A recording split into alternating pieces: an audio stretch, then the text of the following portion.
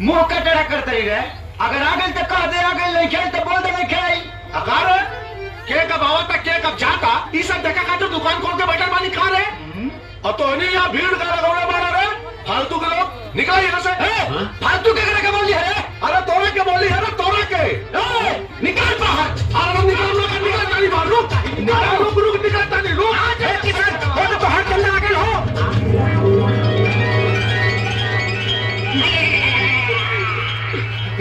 ए झगड़ू इन्हें ओनरी काम है तनी हमर साइकिलिया टेढ़ा करना। हो गई। ओके चंदा ए चंदा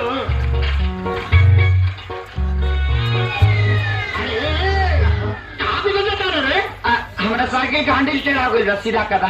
चल सीट के दार क्या वो गोविंद भट्टा हुए वाला गोविंद प्रसाद के बेटा हुए ना रे। हाँ समझाते अपने बात के। अरे वो कहा गोविंद भट्टा बोए वाला एगो मामूली किसान और हम एगो बिजनेसमैन वो बार-बार हमसे टक्कर लेता है। बड़ा सुंदर बड़े यार।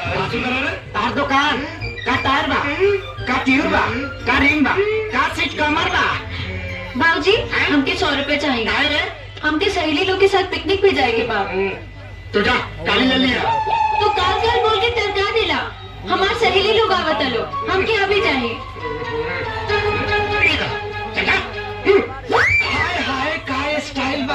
ये स्टाइल है तारा मोच के का मोच बता। हाँ तनी चंदा से पूछा ना कहा जाती है। हाँ बेटी चंदा अरे पिकनिक में कहाँ जाता है बेटी? नदी किनारे जाती है। नदी किनारे ते काहे पूछ ले रे कि वो कहाँ जाती है? तोहर बेटी चंदा ही है और जवान हो गई बिया तब तो जाना जरूरी बना कि वो कहाँ होती है कहाँ जाती है। सही बात बा। ये बात बा।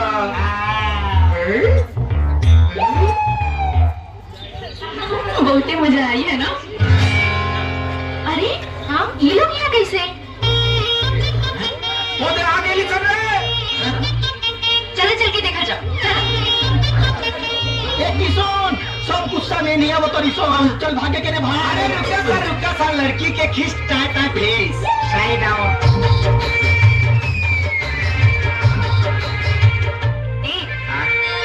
तू लोग यहाँ का करे दाड़ा? मछली फंसावा तनी लेके एको गुना फसली सा। भगवान जाने को भी फंस देखा फालतू बात मत करो।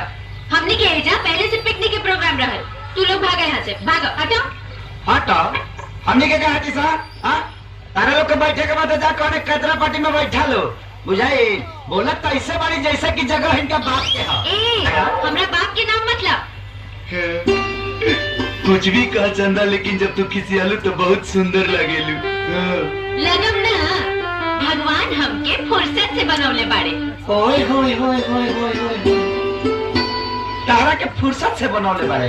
हम के इंटरनेट से डाउनलोड हो गए बनी का। डाउनलोड होके आइल बनी के। चुप रहो सारा से तो मुंह लागल बेकार। गले लग जा।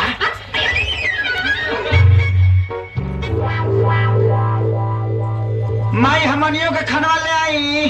अरे ले नीली। अरे दुल्हन कहाँ पड़ी हो लौकत नहीं की माई हम तो सोच ले रहने की आज भोजे के हाथ का खाना खाए के मिली। अच्छा नया नया दुल्हन ले गया अब वही ओकरा के चुनाहानी में घुसा दी। खा तू लोग हम ओकरा के खाना खिया क्या होता नहीं।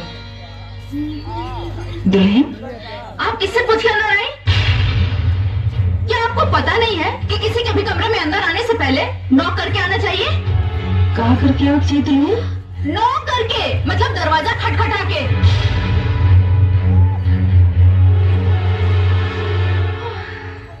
माफ करो दुल्हन रोज आवे जाए का आदत रहा यही से ना बुझाई। आगे से दरवाजा खटखटा के आई। खाना रख दीजिए खवा लूंगी।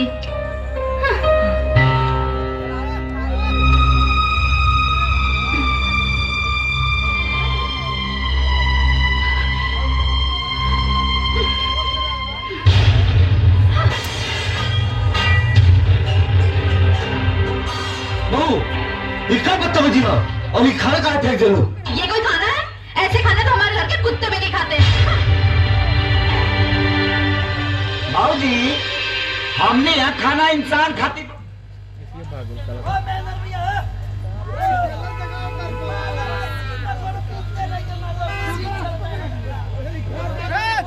फिल्म लगने का देखला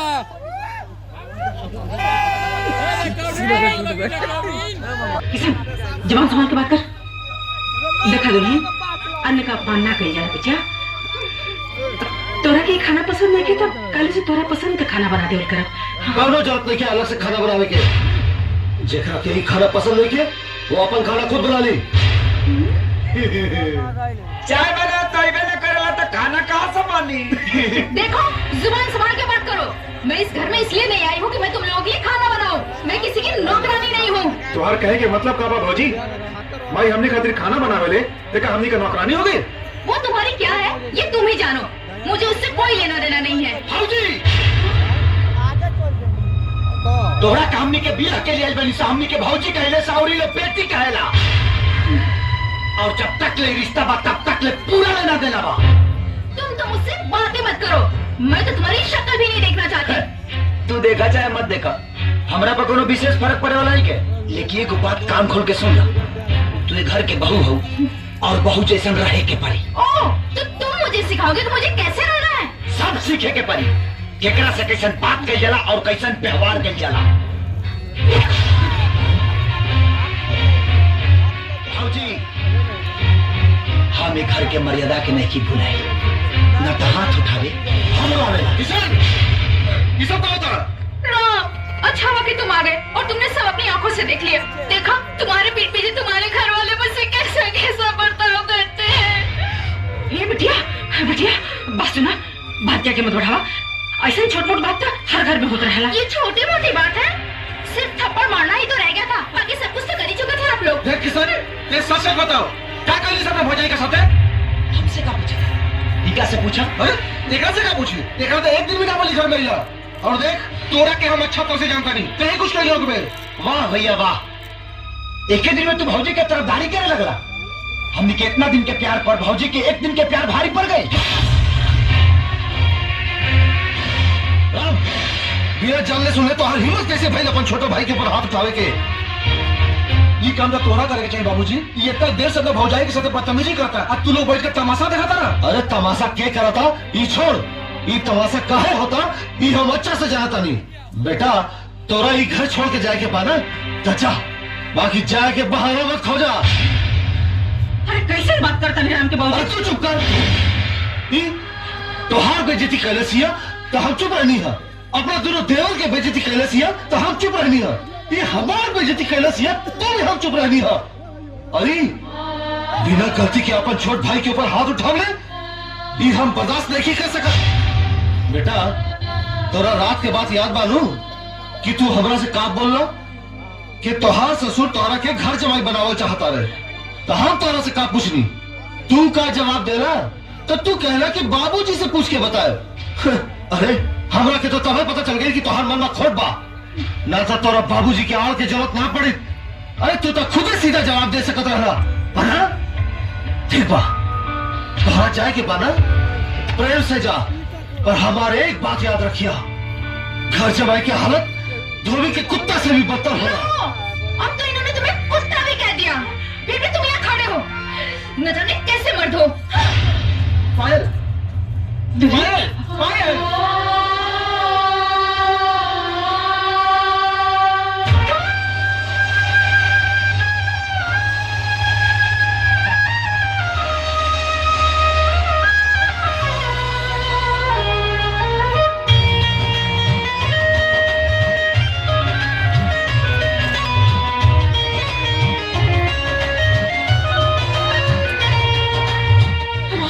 जब से आन भाई घरे आइल में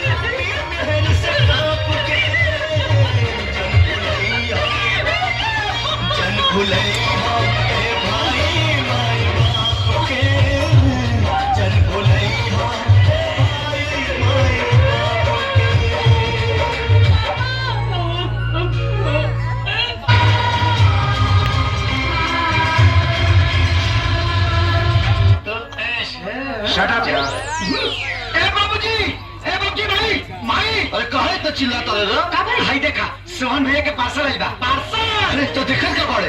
खोल, जल्दी खोल। खोला ताने ना। खोलो तो। अरे एमे तो चिट्ठियों बा। पढ़ ले बेटा, पढ़, का लिखल बा? पूजनीय बाबूजी प्रणाम। माई के चरण छू के प्रणाम। खुश रहा। सोहन भैया वो खुश रहा। और एक किशन के प्यार। बाबूजी के मालूम कि हम यहाँ बढ़िया से सेटल हो गइल बानी। पेइंग गेस्ट में कमरा भी मिल गइल बा। बाबूजी तोरा खातिर एगो इम्पोर्टेंट ठीक से पढ़ रहे? बहुत बढ़िया जी। कहे मारा तारा दिमाग बढ़ के होला जी। इम्पोर्टेंट बंडी भेजा तनी।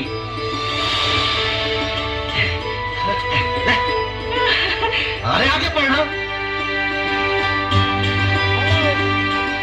और माई खातिर चप्पल भेजा तनी। भाई अरे राम के भाई, तारीख पहन के दिखावा। गंदा हो जाए, हमारा बेटा भेजले है। ए माई अरे चेक कहाँ रुक गए रे? आगे पढ़। बाबूजी प्रणाम। माई प्रणाम। फिर नीचे से पढ़ता रहे। अरे आगे पढ़ो। हाँ। और किशन के नया नया कपड़ा पहने के बहुत शौक। अरे यही से कहा था कि ठीक से पढ़ाई लिखाई कर। ठीक से पढ़। शौक है ना शौक। शौक भाई से ओकरा खातिर नया शर्ट और टोपी भेजा तनी। पहले पढ़, आगे पढ़। बाकी सब ठीक बा। हम एकदम कुशल से बानी। हमार पढ़ाई खत्म हो जाई तो हम तोहरा लगे चला। तुम्हारा आज्ञाकारी बेटा सोहन। अरे कहाँ जाता है रे? जाता नहीं मेला। अरे मेला बाद में जाइए। पहले ये चिट्ठी दोबारा पढ़। एक एगो चिट्ठिया कई बेर पढ़ी। कई बेर मेला जाए के बा। इम्पोर्टेंट काम बा।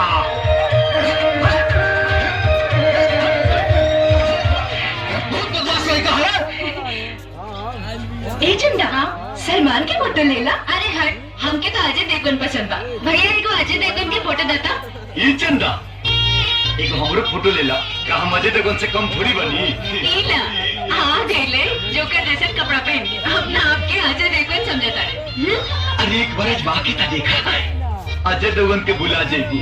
छोड़ हमारा हाथ। एक बार धैले हमारा हाथ छोड़। पहली बार धैले बनी धैले चुपचाप छोड़ दे। ऐसे था। बहुत हंसी मजाक हो गई। अब हम तोरा से बहुत बहुत बहुत इम्पोर्टेंट बात करे बानी। हम भगवान के साक्षी मान के कहा था कि हम तोरा से बेइंतहा मोहब्बत करेंगे। उठ, हम तारा से एगो सच सच बात कर देता नहीं। हंसी मजाक जब ले रहे तब ले ठीक रहे। ओकरा से आगे बढ़े की कोशिश मत करो। जाने दो ना हमार पसंद का बा। हमार पसंद बा मोटर गाड़ी में घूमे वाला, अंग्रेजी बोले वाला जीवन साथी। अते ते बाड़े देहाती गवार लेगा। हमार सपना देखल छोड़ दो तो हर हमार मिलन कबो नहीं किए हो सकत।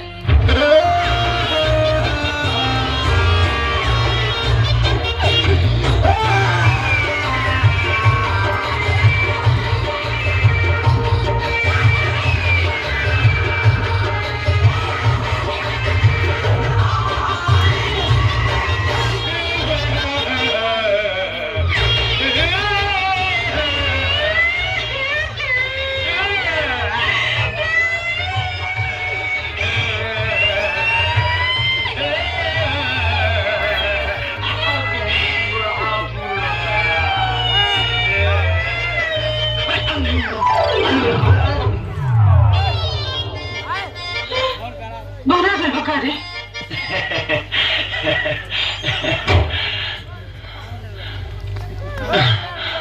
अरे चंदा तू तो अंग्रेजी की किताब बन गई। निमन त लागेला लेके बुझाला ना।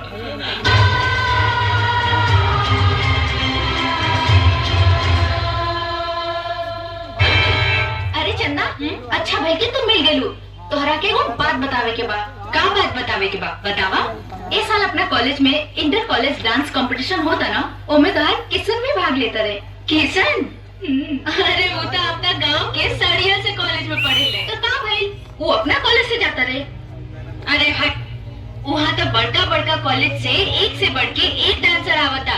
अब किशन के तो बेटे बन जाए।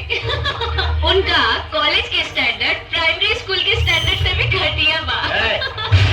क्या कहलू बा कि हमारा कॉलेज के स्टैंडर्ड प्राइमरी स्कूल के स्टैंडर्ड से भी घटिया बा?